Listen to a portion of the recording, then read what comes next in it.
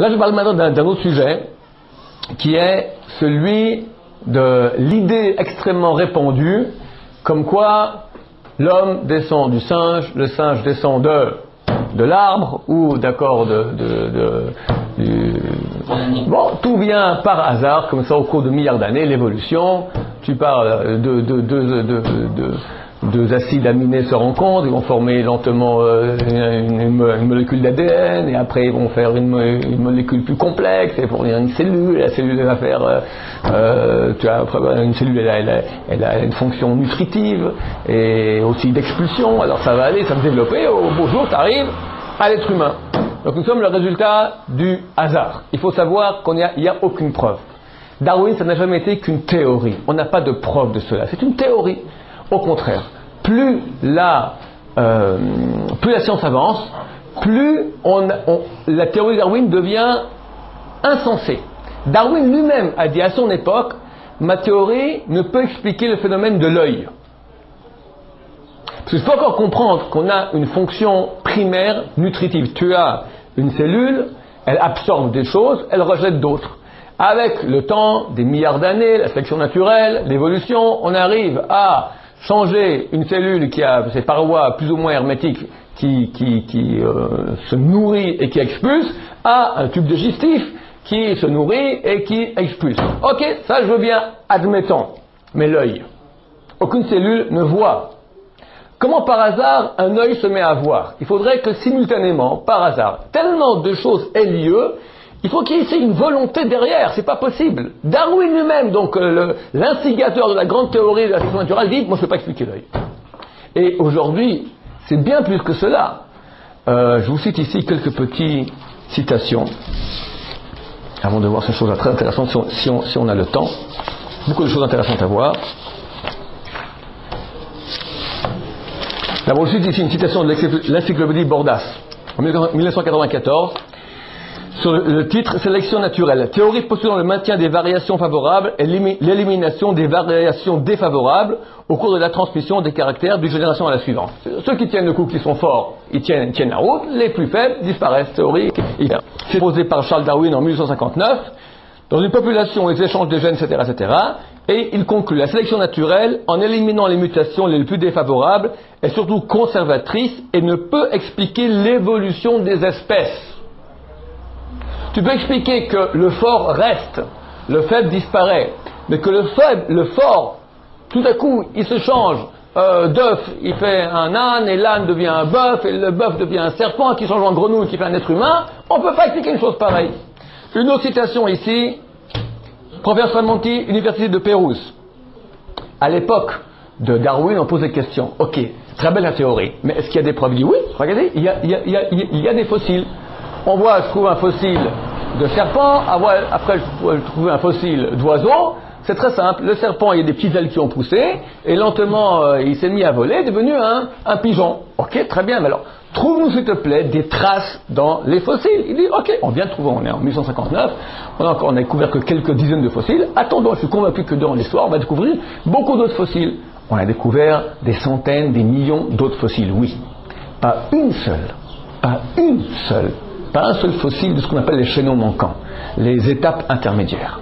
La vérité, on a découvert en fait deux qui ont été découverts dans le domaine d'un paléontologue allemand, dans son jardin, et 20 ans plus tard, son propre fils aussi a découvert dans le même domaine, aussi un deuxième fossile d'un ptérodactyle, d'accord, une sorte de serpent ailé, qui ont été achetés pour une fortune par le British Museum de Londres, et durant des dizaines d'années, les paléontologues ont demandé au British Museum de Londres de bien leur prêter ces fossiles pour qu'on les analyse.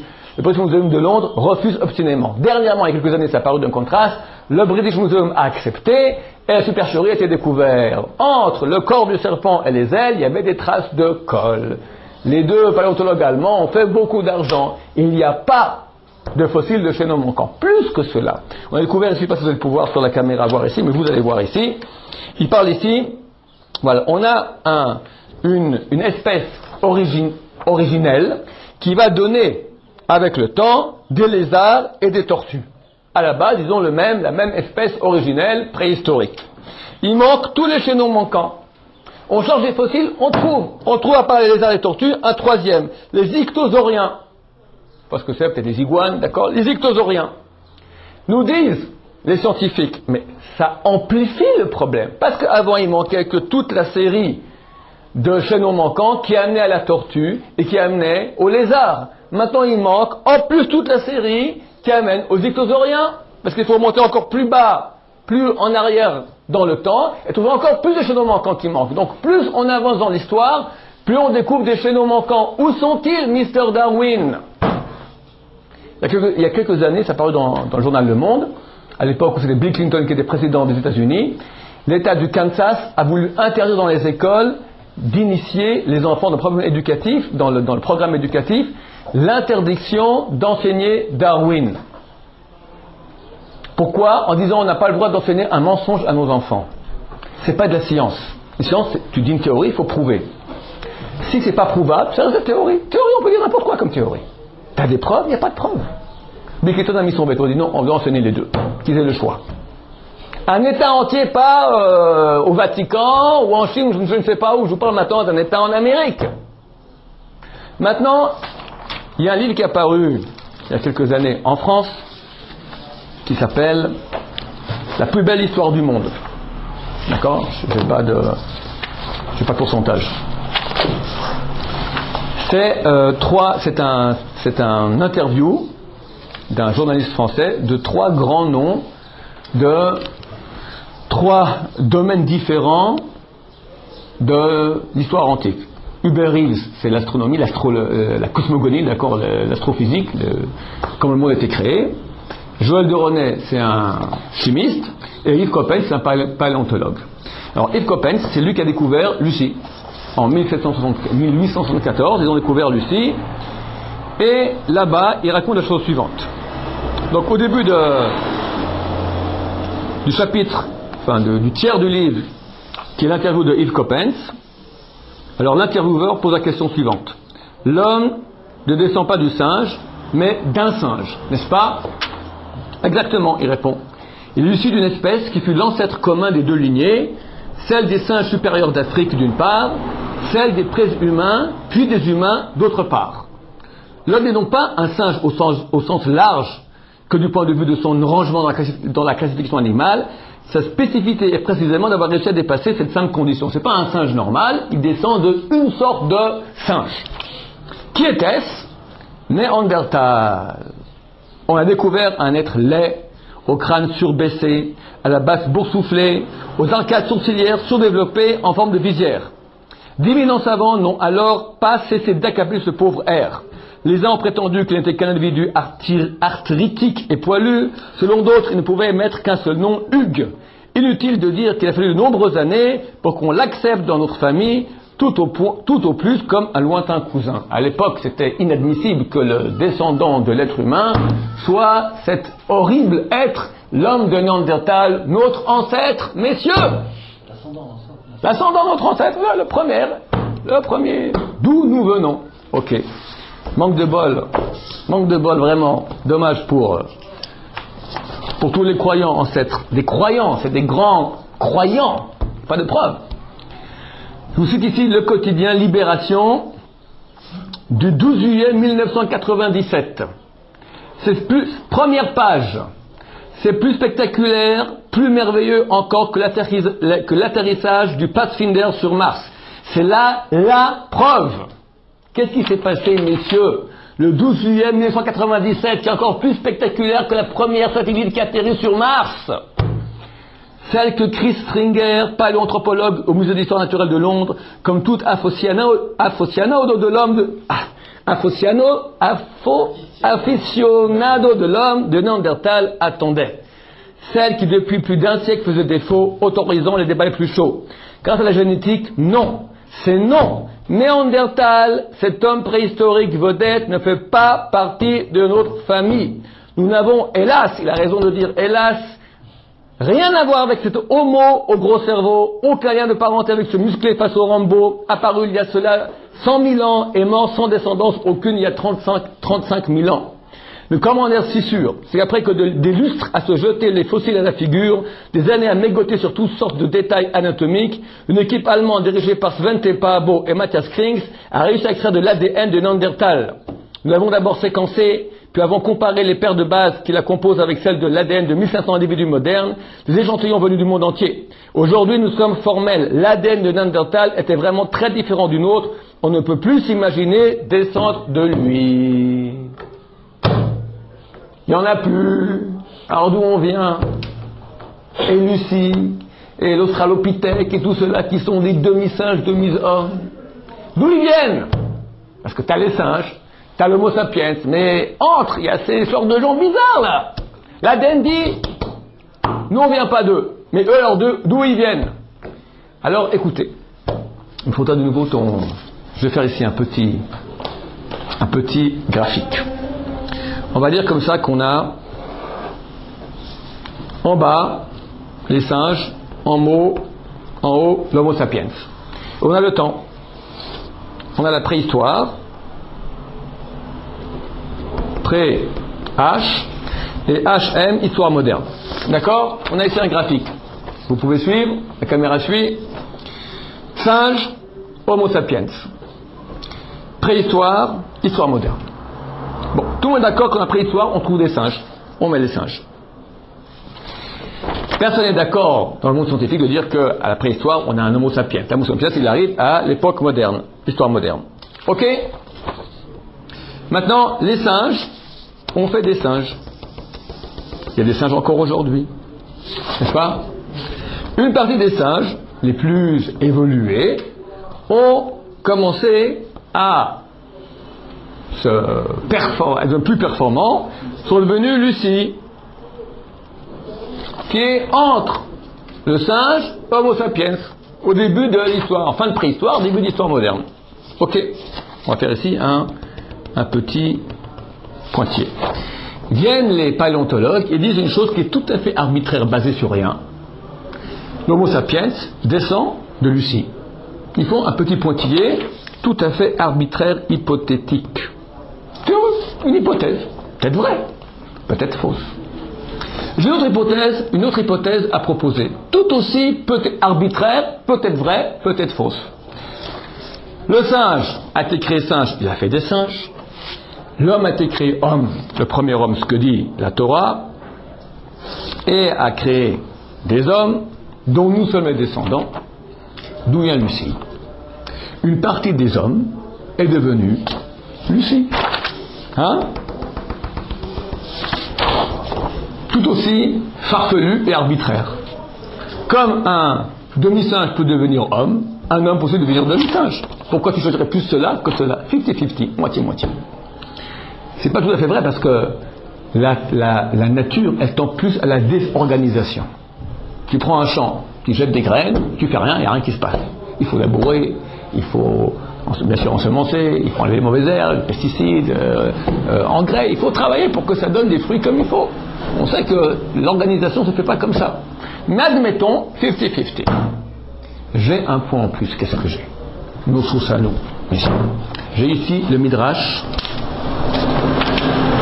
que je retrouve tout de suite. Où est-il passé? Midrash Rabbah, écrit, je rappelle, il y a 1700 ans. Bereshit Rabbah, chapitre 23, alinéa 6. Adam, Shet, Enosh. On parle des générations après le premier homme. Première génération, Adam. Deuxième, Shet. Après, Enosh, Veshatak. Après, on ne dit plus. Qu'est-ce qui s'est passé? Amar. On a dit, Adkan, Betzelem, Udmut. Jusqu'à là, ils ont été créés, tous avec Tzelem et Dmut, à l'image du premier homme. Mikan ve'elach. Après cela, Nidkelkelu Adorot. Les générations se sont gâchées. Venimbreu Kintorin, ont été créés Kintorin. Qu'est-ce que c'est Kintorin? Nous disent ici les commentateurs, Shenaasu Kekofim, sont devenus comme des singes. Vous me direz, non, mais les commentateurs ont été peut-être influencés par Darwin. Alors, continue le Midrash et dit Venaasu pnehem kekofot, et leur face est devenue comme des singes. Ça veut dire 1700 ans. Allez dans les bibliothèques de Oxford, de München, vous trouvez là-bas le Midrash Rabbah, vieux d'il y a des siècles, au moins 7-8 siècles. Nous savons, ça date d'il y a 1700 ans. Personne ne me reste en question, tous les plus grands historiens archéologues sont d'accord là-dessus. Il y a 1700 ans, on nous dit qu'une partie de l'humanité se comportant comme des animaux mâles, Dieu les a transformés en demi-singes. Qui était Lucie? Une dévergondée préhistorique. Qui aime bien les Beatles. Pourquoi? Parce que Lucie, c'est Lucy in the Sky with Diamonds. D'accord? Ils ont écouté cette chanson lorsqu'ils ont découvert Lucie. On n'a aucune preuve. Au contraire. Regardez, je recite ici le découvreur de Lucie. Qu'est-ce qu'il nous dit? Chose stupéfiante. C'est là. Et je pense qu'on finira avec cela. Demande le journaliste.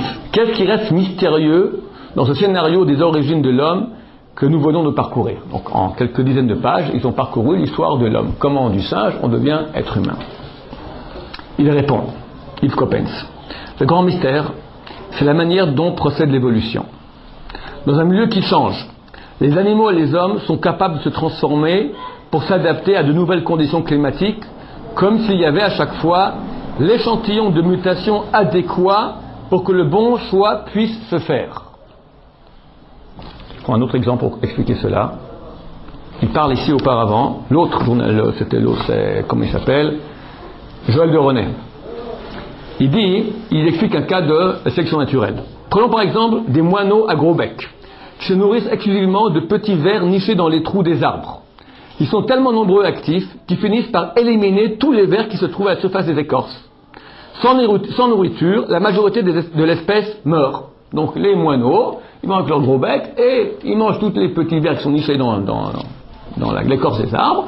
Et vu qu'ils mangent tout, à la fin, ils meurent tous de faim, parce qu'il n'y a plus de vers, donc ils meurent de faim. Mais une petite partie d'entre eux possèdent, à cause d'une mutation survenue par hasard, un bec pointu plus long que les autres. Donc eux, ils survivent. Ces descendants peuvent, eux, aller chercher des vers dans des trous plus profonds. Ils résistent mieux à la pénurie. Résultat, cette lignée s'impose. Au fil des générations, la majorité de l'espèce possédera un bec plus long. Cas classique de l'évolution. Ceux qui sont défavorisés, ils ne tiennent pas le coup. Ceux qui ont déjà par hasard un bec plus long tiennent la route. La question se pose, d'où vient ce par hasard du bec plus long? L'autre, Yves Coppens, répond.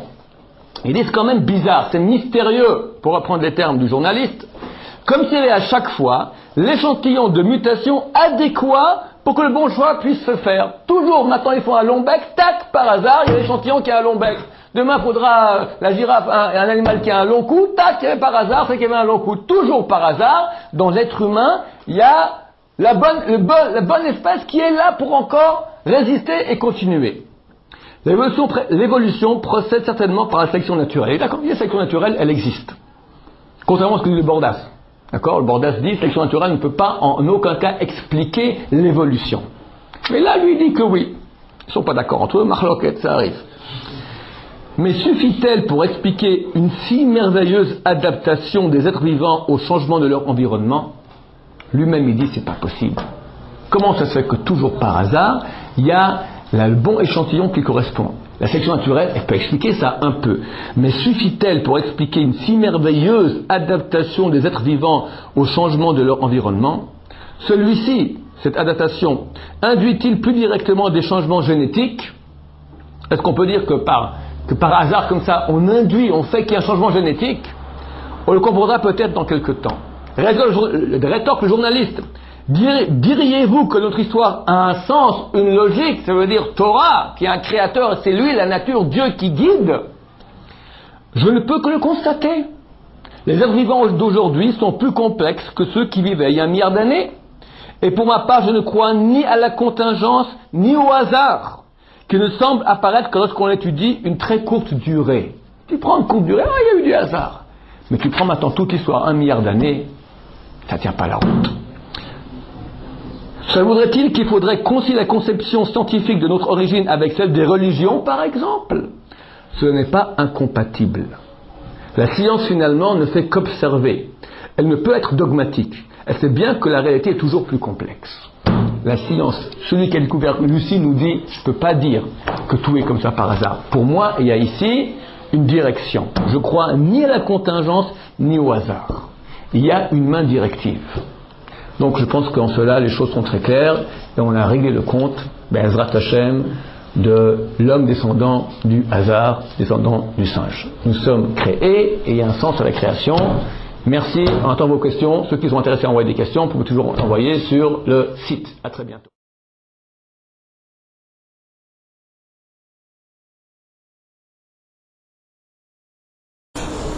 Ok, donc nous sommes l'âge du monde numéro 4. En fait, on avait déjà, dans les derniers cours, parlé de l'âge du monde. On avait parlé après l'âge des dinosaures, après du premier homme, l'homme de Néandertal. On a prouvé que ce n'est pas notre ancêtre. Libération, en première page, annonce cela en 1997, je me souviens bien. Vous verrez, c'est dans l'âge du monde numéro 3. Là, un article apparu dans la première fois, c'est en 1998, dans la revue américaine Science, revue américaine de haut de gamme, et traduit ici dans la recherche numéro 307, mars 1998.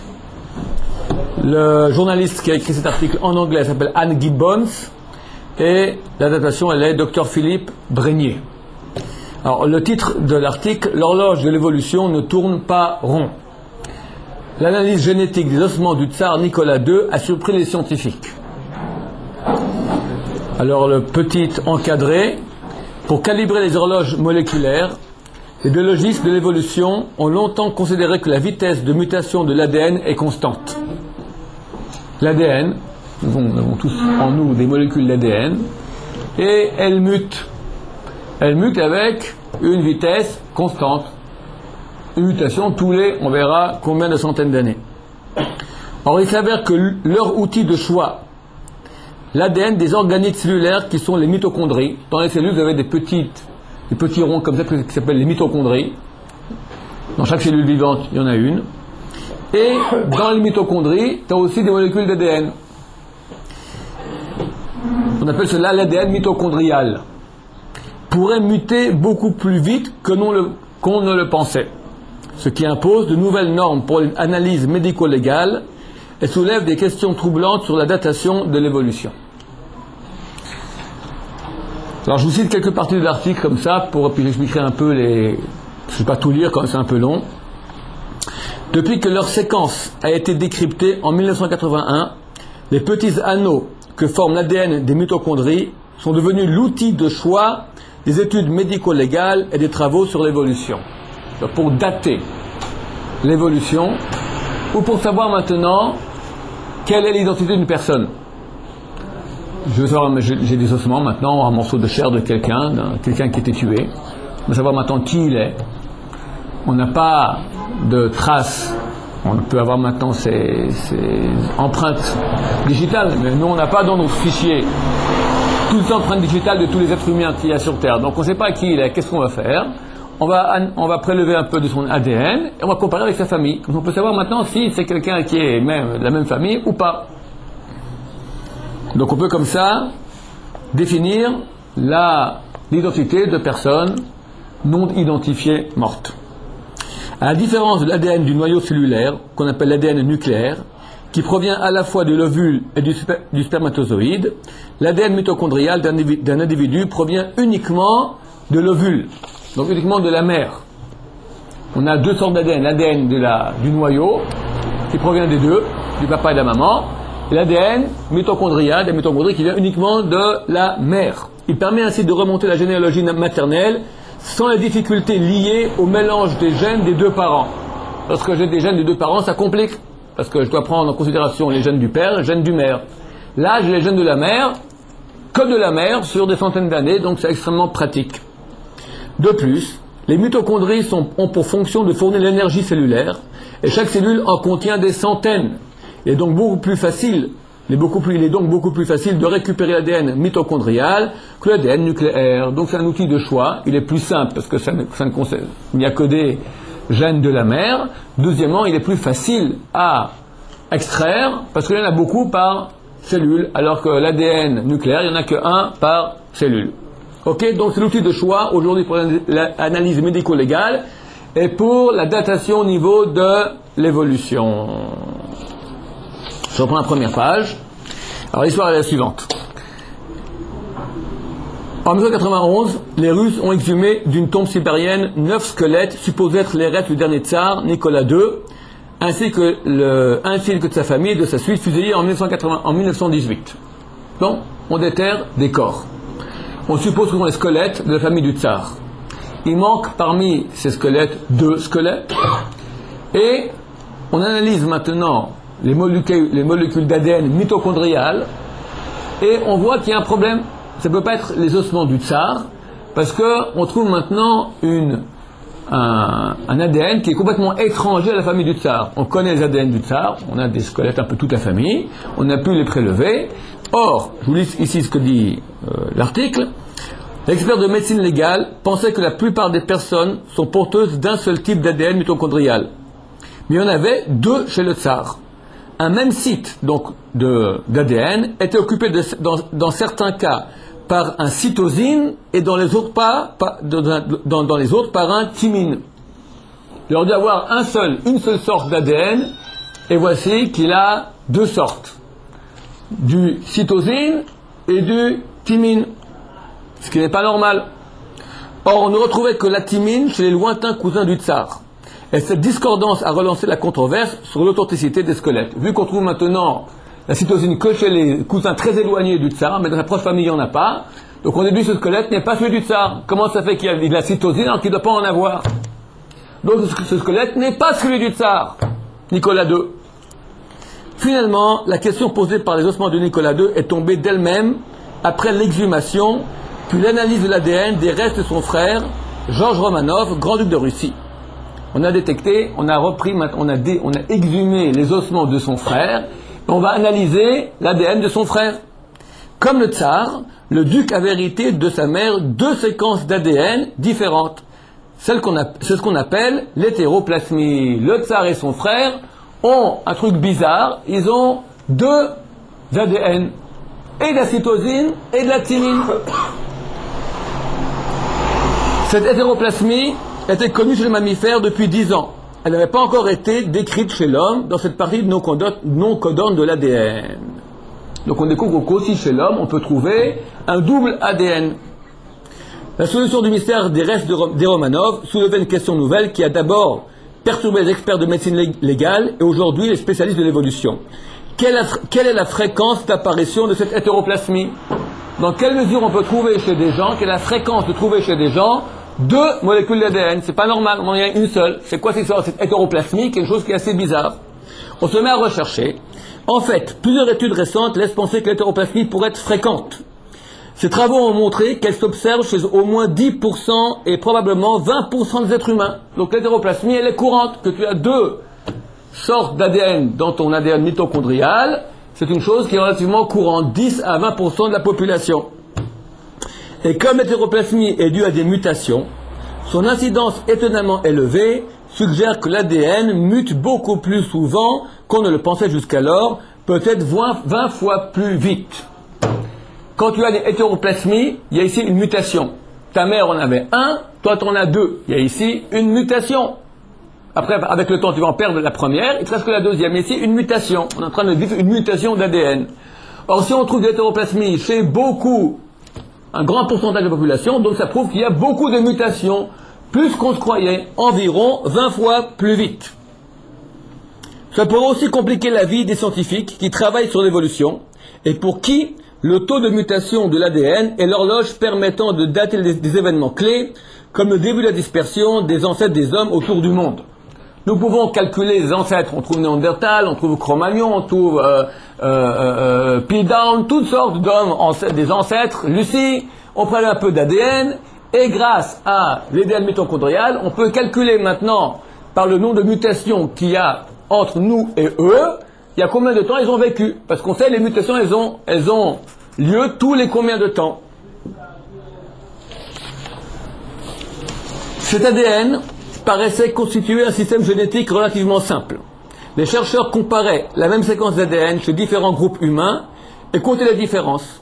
En faisant l'hypothèse d'un taux de mutation constant, ils pouvaient calculer depuis combien de temps ces populations avaient divergé. Je prends deux populations qui ont un ADN différent. On va dire qu'ils ont 10 différences dans leur code d'ADN. Donc je déduis qu'il y a 10 mutations. Donc je remonte, je sais c'est combien de temps prend une mutation. Il va dire que ça prend environ 12 000 ans. Donc je sais que leur ancêtre, il y a eu 10 mutations, il datait d'il y a 10 fois 12 000 ans, donc il y a 120 000 ans. Je peux calculer maintenant quel est l'âge du premier homme en fait. Ou s'il y a maintenant deux populations, quel est leur ancêtre commun. Je peux, grâce aux mutations d'ADN, calculer l'âge d'un ossement. C'est pas un problème. Mais qu'est-ce qui se passe? On remarque maintenant que les mutations vont plus vite, parce qu'on remarque qu'il y a beaucoup d'hétéroplasmies, donc beaucoup plus de mutations que ce qu'on croyait. Pour les hommes, explique Mark Stone-King, spécialiste d'anthropologie moléculaire en Pennsylvania State University Park, on aboutit ainsi à un taux d'environ une mutation tous les 300 à 600 générations, soit une tous les 6 000 à 12 000 ans. Le chiffre qu'on croyait être la mutation normale était une tous les 12 000 ans. Je ne vais pas vous trop enquiquiner avec cela, on avance rapidement. Normalement, jusqu'à aujourd'hui, avant cette découverte-là, on savait qu'une mutation avait lieu tous les 6 000, 12 000 ans. Ainsi, après avoir travaillé sur l'ADN du tsar, personne a eu la surprise de découvrir que l'hétéroplasmie était plus fréquente que prévu dans les familles des soldats disparus. Avec ses collègues des États-Unis et d'Angleterre, il a entrepris une étude systématique de l'ADN des familles des soldats ainsi que des familles britanniques ou appartenant à la secte Amish. Donc on commence à faire, on a vu que chez le tsar avait une chose bizarre, il y avait beaucoup d'hétéroplasmie, 2 cas, lui et son frère. On commence à analyser maintenant tout ce qu'on connaît. Alors on prend des cas systématiques de familles, de groupements humains, on va regarder combien il y a d'hétéroplasmie, donc combien il y a de mutations. D'après les études sur l'évolution, il s'attendait à un taux d'une mutation tous les 600 générations ou tous les 12 000 ans. On prend une génération, ça fait 20 ans, donc ça revient à 12 000 ans, une mutation. C'est pourquoi ils ont été stupéfaits, entre guillemets, dans l'article, de découvrir 10 changements d'une paire de bases, soit un taux d'une mutation pour 40 générations ou pour 800 ans. On passe de 12 000 ans par mutation à 800 ans par mutation. De son côté, l'équipe de Howell, un deuxième, est arrivée indépendamment à une conclusion similaire. Déjà 2 études. Les scientifiques ont regroupé leurs données avec celles de quelques autres travaux faisant apparaître une hétéroplasmie dans l'espoir d'aboutir à une estimation plus précise de la vitesse globale de mutation. Selon Stone-King et Gillenstein, on aboutit ainsi à un rythme de mutation tous les 1200 ans. Si on prend tous les travaux de tous les gens qui ont travaillé là-dessus dans le monde, on arrive à une moyenne d'une mutation tous les 1200 ans, donc nettement plus rapide que celui d'une tous les 6 000 à 12 000 ans, auquel concluent les travaux sur l'évolution. Quelle que soit la conclusion de tout ce que je viens de dire maintenant. Dans l'article, donc, c'est pas des religieux qui parlent, la recherche numéro 307, mars 1998, une revue tout à fait sérieuse, scientifique, qui elle-même reprend un article de Science en Amérique, c'est pas des religieux qu'on a achetés. Hein, ce sont des revues scientifiques de génétique tout à fait sérieuses. Quelle que soit la cause possible d'un rythme de mutation plus rapide, les spécialistes de l'évolution se posent surtout des questions sur ses conséquences. Ils ont par exemple calculé que l'Ève mitochondriale, la femme dont l'ADN serait l'ancêtre de celui de tous les humains, vivait en Afrique il y a quelques 100 000 à 200 000 ans. Jusqu'à aujourd'hui, on pensait que notre Ève mitochondriale, donc notre mère à tous, d'après, si on prend maintenant tous les groupements humains et on prend toutes les mutations, on peut remonter à l'origine, celui qui était notre origine, le premier être humain, l'Ève mitochondriale, vivait il y a 100 000 à 200 000 ans en Afrique. Avec la nouvelle horloge, elle aurait à peine 6 000 ans. Et blanc, en bon français, dans le baba. C'est pas des religieux. Ce sont des scientifiques de l'évolution qui calculent l'ADN mitochondrial. Plusieurs groupements, études systématiques. Donc je vous réfère à la recherche numéro 307, mars 1998. Ensuite, on a encore 2 petits points. Je voulais vous citer Charles Darwin lui-même. Je l'ai cité cela oralement la dernière fois, mais ici la source écrite lui-même par lui-même. Charles Darwin écrit à son époque Donc c'était vers 1859, 1860 qu'a sorti, que Charles Darwin a sorti son théorie sur l'évolution. Il semble absurde au possible, je le reconnais, de supposer que la sélection naturelle ait pu former l'œil. Comme je l'ai dit rapidement la dernière fois, on peut concevoir qu'une fonction primaire, telle que la nutrition ou le rejet des déchets, et encore, il faudrait, en poussant beaucoup, d'accord, on pourrait encore comprendre difficilement qu'elle arrive avec le temps à se performer, arriver à notre tube digestif, à le système digestif que nous avons aujourd'hui. Mais comment expliquer le don de la vue? Comme une cellule qui ne voit pas, elle fait après un mollusque, un invertébré, après il y a un vertébré, après il y a je ne sais pas quoi, et un beau jour, tac, t'as un œil qui sort. Quelles sont toutes les bêtes? Charles Darwin, donc le tenant de cette théorie, nous dit, je reconnais au possible, il semble absurde au possible, je le reconnais, de supposer que la sélection naturelle ait pu former l'œil. Rav Shach, il disait, prenez un œil, mettez-le sur la table. Il voit. C'est quoi l'œil? Rien. L'objectif d'un appareil photo, cristallin, un morceau de verre. De la gélatine. Il voit. Qui voit? Neshama. Enfin, ça il répétait ça sans cesse. Les élèves, ses élèves en lui, c'est devenu presque ridicule. Chaque discussion, chaque chiot de ses élèves, prenez un œil, mettez-le sur une table. Est-ce qu'il voit? Tout bête. Darwin comprend comment tout à coup un mollusque va développer le don de la vue. Autre parole de Charles Darwin.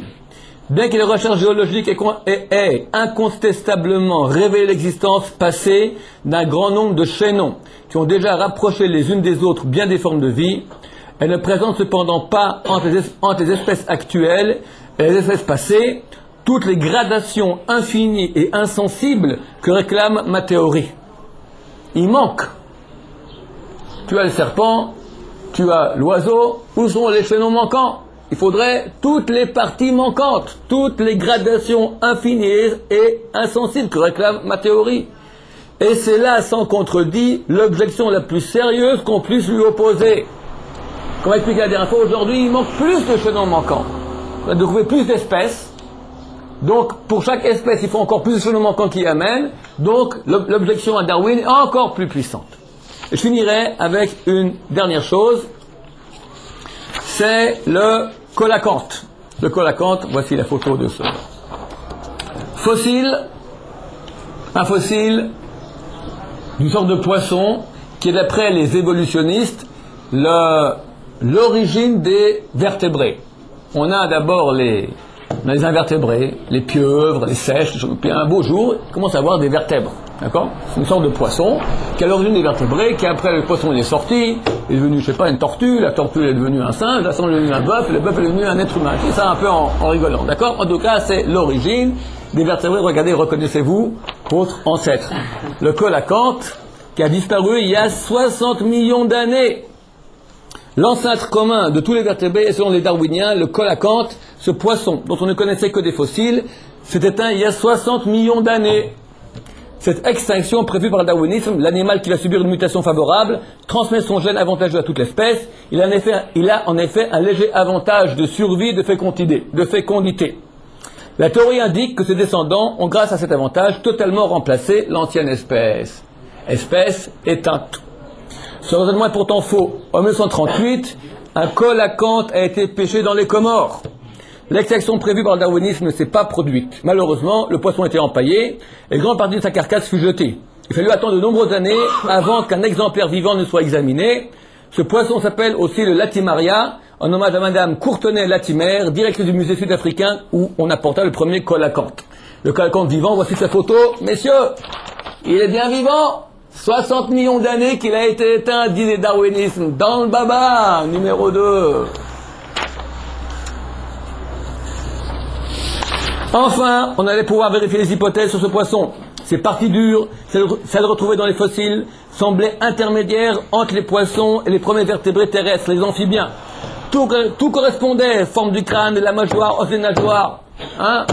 Les paléontologues regardent des fossiles, tac, ah, il y a un petit détail, ah, c'est bon, ça y est, on commence à construire des gratte-ciel là-dessus. Les naturalistes très excités ont pu enfin examiner ces parties molles. Barbara Stahl écrit à propos de l'événement. Le colacanthe moderne ne montre aucune trace d'organes internes préadaptés pour l'usage d'un environnement terrestre. L'excroissance de l'intestin, qui sert de poumon chez les animaux terrestres, est présente, mais à l'état rudimentaire chez l'Atimaria. La veine qui draine sa paroi ramène le sang non pas au côté gauche du cœur, comme chez l'homme, comme chez tous les tétrapodes, mais au sinus venosus dans le dos du cœur, comme chez tous les ostéstriens, de manière directe ou indirecte, la brioute, à l'exception des dipneustes. Bon, le cœur est typiquement caractéristique des poissons par son absence de division entre côté gauche et côté droit, et l'intestin avec sa valvule spiralée est d'un type commun à tous les poissons excepté les raies les plus avancées. En 2 mots, rien de tout ce qu'on avait mégoté et supposé et hypothisé, d'accord, sur les fossiles du colacanthe. On a un bien vivant, et de nouveau on revient à la question, où sont les chaînons manquants? Comment tu passes de invertébré à vertébré? Idem pour le nautile. Le nautile, le voici. Vous connaissez ce genre de fossile très très connu, une sorte de mollusque comme ça qui vit dans sa coquille. Comme le colacanthe, le nautile est un fossile vivant. C'est un mollusque céphalopode. Il appartient donc à la même classe que les pieuvres, calmars et sèches. Pour expliquer leur évolution, on fait appel à un hypothétique ancêtre qui veille il y a 5770 millions d'années. Il a eu 2 descendances, le nautile, fossile le plus ancien, 500 millions d'années, et le Micheloniceras, aujourd'hui disparu. Ce dernier est l'ancêtre avec beaucoup d'intermédiaires, Belemite, Belocephia, Bellum tutus, Pilos rostra, Conotutus, etc., des sèches octopus et des calmars actuels. Ces animaux seraient apparus il y a 60 à 25 millions d'années. Et normalement, ce nautile aurait dû disparaître. Il y a là une incohérence. On imagine mal comment d'un côté le nautile continue à être, il reste le même, et de l'autre côté il a donné une évolution. Décide, ou tu évolues, ou tu restes le même. C'est pas possible que d'une même espèce, il y en a qui restent, il y en a qui changent. De nouveau, une objection, et il y en a beaucoup plus, messieurs, à la théorie de l'évolution. C'est pas évolution, il y a création. On peut admettre qu'il y a une évolution, parce que la Torah elle parle aussi dans les 6 jours de création d'une évolution. D'abord, il y a eu création des poissons, des oiseaux, après des animaux, après de l'homme. Il y a une évolution aussi. Mais on ne parle pas d'une évolution qui s'est faite comme ça par hasard. Un enzyme rencontre un enzyme, et un beau jour, hop, ça crée au cours de milliards d'années l'être humain. On en parlera dans un prochain cours peut-être des calculs statistiques qui montrent que c'est complètement impossible qu'une molécule d'ADN se forme comme ça. On aimera les chiffres la prochaine fois. Mais en tout cas, s'il n'y a pas évolution par hasard, il y a donc création.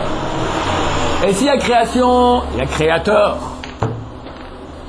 Comme dit professeur Sermonti, c'est un grand professeur à l'université de Pérouse, il dit, le problème avec la théorie de l'évolution, c'est pas qu'elle est puissante au niveau scientifique, il n'y a pas de preuve, c'est une théorie, ça n'a pas été prouvé, c'est une théorie. Le problème, c'est qu'elle est fortement ancrée, fortement ancrée dans nos consciences. Dire que je parle aux états du hasard et dire qu'il y a un créateur, ça m'enquiquine. C'est très dur à accepter. Or, messieurs, aujourd'hui, la science avance. Baruch Hashem à grands pas. Nous sommes pour l'avance de la science, parce que plus on est ignare, plus on peut dire des hypothèses idiotes, du genre on a été créé par hasard. La science avance, elle dit aujourd'hui très clairement, il est impossible, souligne, impossible de dire qu'il n'y a pas un créateur dans ce monde. Je voulais à cet égard un article écrit par Trinh Xuan Tuan.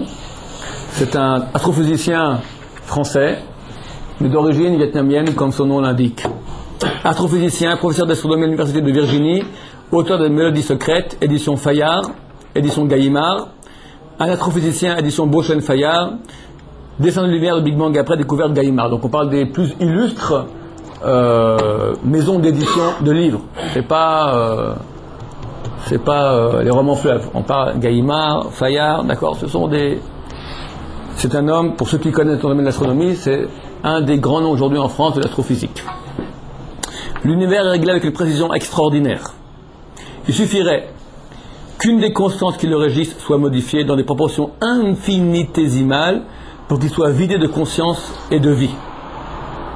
Il est impossible de recréer le Big Bang en laboratoire. Pour obtenir les températures requises, les accélérateurs de particules s'étendant jusqu'à la prochaine étoile seraient nécessaires. Mais grâce à l'informatique, nous pouvons créer des univers jouets.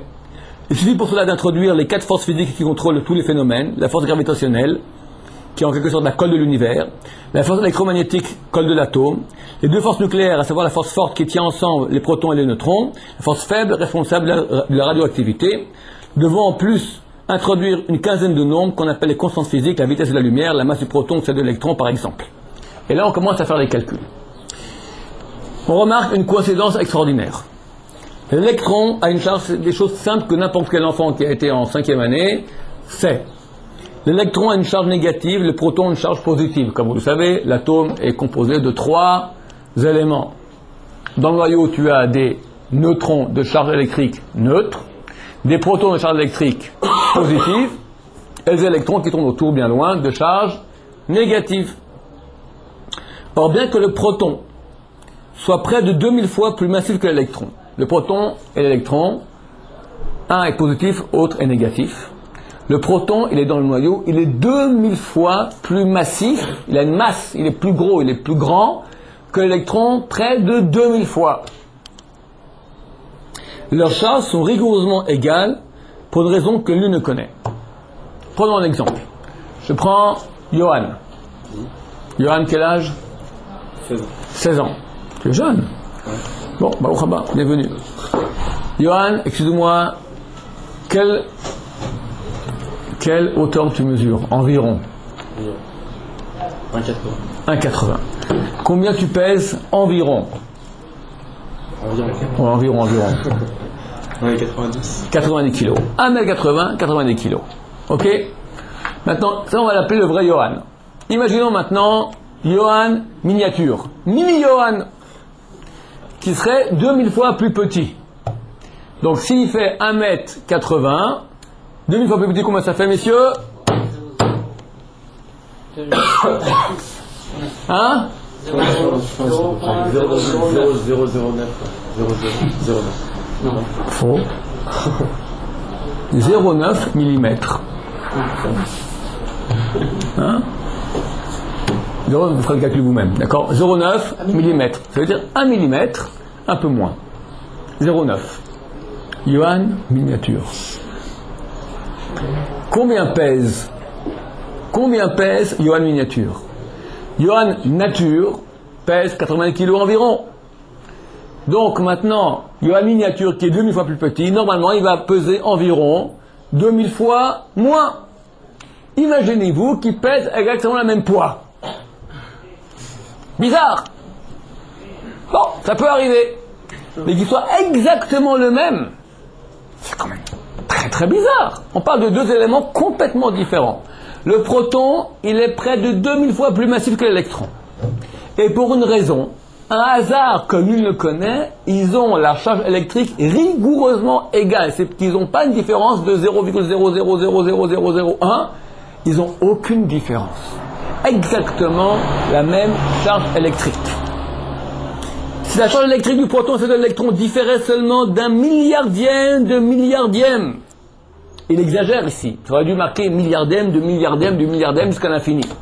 Tout exploserait, la Terre, le Soleil, les étoiles. Tout est formé d'atomes. Pour que l'atome tienne, il faut qu'il y ait une charge électrique rigoureusement la même dans le proton et dans l'électron. Si c'est différent d'un milliardième de milliardième à l'infini, plus d'atomes, plus de monde, bye bye. Pour une raison que nul ne connaît, par un fortuit hasard, rigoureusement la même charge électrique. De même, continue-t-il, le réglage de la densité de matière dans l'univers est d'une précision extrême. Le réglage de densité de matière dans l'univers est d'une précision extrême. Je dois peut-être expliquer cela un peu mieux. La théorie actuelle sur la création du monde qui rejoint la Torah, voire pour la Ramban, et Rabbi Chaim Vital, Ramban sur Bereshit, Rabbi Chaim Vital, peut-être que je citerai une fois une de ses lettres ici devant les caméras, disent qu'au début il y avait toute la matière réunie dans un petit rien du tout, et cela explose, Big Bang. Et peu à peu se forment les parties basiques du monde. On a au début ce qu'on appelle la soupe de particules élémentaires. On a dans l'univers partout des particules, qui ne sont même pas encore des quarks, même pas des particules d'atomes, des particules élémentaires. Et il y a une soupe. Qu'est-ce qui se passe? La première force des 4 forces de la nature, qui est la force de gravitation, va faire en sorte que les particules s'attirent. Elles vont s'attirer, elles vont faire des quarks, après des particules d'atomes, après des atomes, après des molécules, après des poussières, après des cailloux, après des rochers, après des étoiles, et après des soleils. Donc il y a des grumeaux, formation de grumeaux, au cours de millions d'années, comme ça, qui attirent vers eux la matière, et ça crée les étoiles, et ça crée le monde que nous connaissons. Maintenant, il fallait qu'il y ait un réglage de densité dans ces particules élémentaires. Parce que s'il y avait trop de particules élémentaires pour pas assez de volume dans le monde, c'est que le monde fait 15 milliards d'années, si on avait moins, pour le même nombre de particules élémentaires, donc tu aurais une sorte de soupe de particules élémentaires extrêmement épaisse. Donc qu'est-ce qui serait passé? Rapidement, les particules, elles se rapprochent, et tu aurais ce qu'il appelle, il va te le dire tout de suite, un big crunch. Le monde, il a eu explosion, puis après, boum, implosion. Plus rien.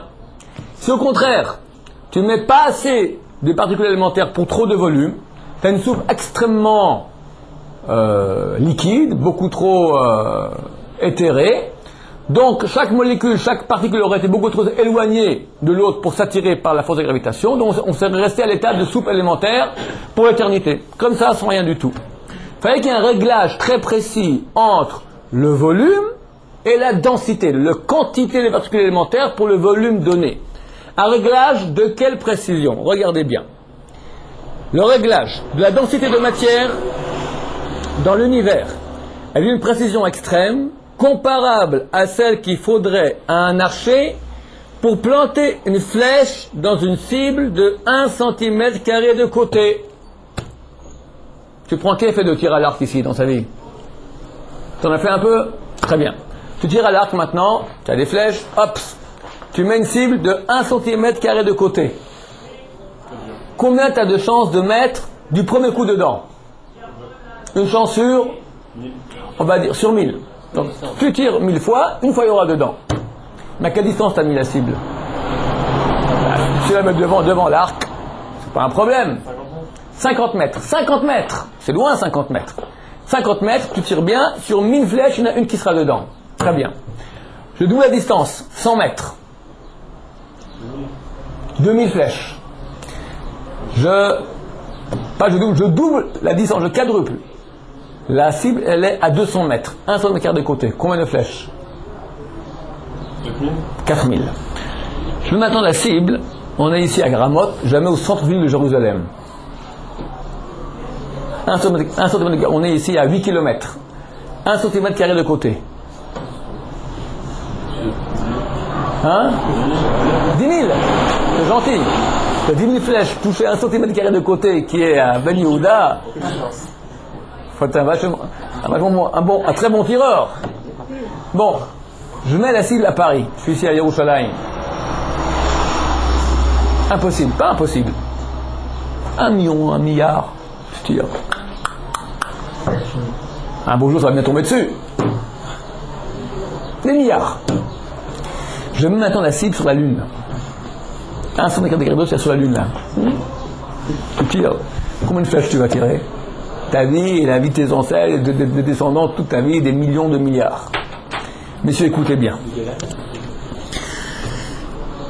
D'une précision extrême, comparable à celle qu'il faudrait à un archer, pour planter une flèche dans une cible de 1 cm² de côté, qui serait placée de l'autre côté de l'univers à 15 milliards d'années-lumière. Tu vas, pas de nous ici à l'autre bout de l'univers, tu vas d'un bout à l'autre bout. 15 milliards d'années-lumière. Tu as 1 cm² de côté, tu tires ta flèche et tu mets dedans. Combien de chances tu avais? Une chance sur milliards de milliards. Tu finiras pas. C'est impossible. C'est impossible. C'est impossible. Ça, messieurs, c'est rien que la précision du réglage de densité entre le volume et le nombre de particules élémentaires. C'est un détail de notre création. Vas-y maintenant pour ce qu'il a dit auparavant. Par hasard, tu as le proton et l'électron qui ont la même charge. Conclusion de notre astro... Je vous lis peut-être la suite de l'article. Il explique ce que je viens de dire ici oralement. Si la densité est plus importante, des galaxies, au lieu de s'éloigner les unes des autres, se rapprocheraient, le Big Bang deviendrait un Big Crunch. Tout s'effondrerait au bout d'une année, d'un siècle, ou peut-être d'1 million d'années. Ce serait un temps trop court pour que la vie et la conscience, la complexité puissent émerger. En revanche, avec une densité de l'univers moins importante, la gravité serait trop faible pour que les étoiles et les galaxies puissent se former. À partir de ces constatations, deux attitudes sont possibles. On peut estimer qu'un tel réglage est le fruit du hasard et postuler une infinité d'univers parallèles, ce que permet la mécanique quantique. C'est pas une mécanique quantique, c'est une partie, c'est un avis très très marginal dans la mécanique quantique, c'est Hawkins, qui va dire qu'il y a des mondes parallèles. Autant de mondes qu'il y a ici de détails. Tu as un monde comme le nôtre, mais où ma lunette est verte. Un autre où elle est rouge. Un autre où ce cahier il est comme ça. Tu as une infinité de mondes parallèles, comme le nôtre, qui sont comme le nôtre, mais avec un petit détail qui change. Le nombre qu'il faudra. Et nous, on a un monde parmi tous ces milliards de mondes. Milliards de milliards de milliards de milliards de milliards de milliards de mondes. Bon, théorie. On peut à l'inverse penser qu'il n'y a qu'un seul univers. Ce qui semble plus logique. Mais alors, face à un réglage aussi précis, cela amène à postuler l'existence d'un grand architecte. La science ne peut pas choisir entre ces deux hypothèses. Il s'agit là d'un choix personnel et non plus d'une démonstration scientifique. En deux mots, la science hurle. Il y a un créateur à ce monde-là. Il faut aller se tordre l'esprit et dire, non, tu as des mondes parallèles, autant de détails possibles. Tu avais une chance sur des milliards de milliards de milliards de milliards que ce soit comme ça, tu as des milliards de milliards de milliards d'autres mondes qui ont avorté, qui n'ont pas été, ou qui sont comme d'autres, mais un peu différents. Mais s'il n'y a qu'un seul monde, messieurs, ça postule l'existence d'un grand architecte. C'est beaucoup trop précis. C'est pas un religieux, Trinxu Antoine. C'est pas un rabbin. Astrophysicien. Donc, qu'est-ce que nous dit aujourd'hui la science? Il y a un créateur. Alors, on vous remercie de votre attention et la suite prochain numéro dans quelques petites choses à vous raconter encore.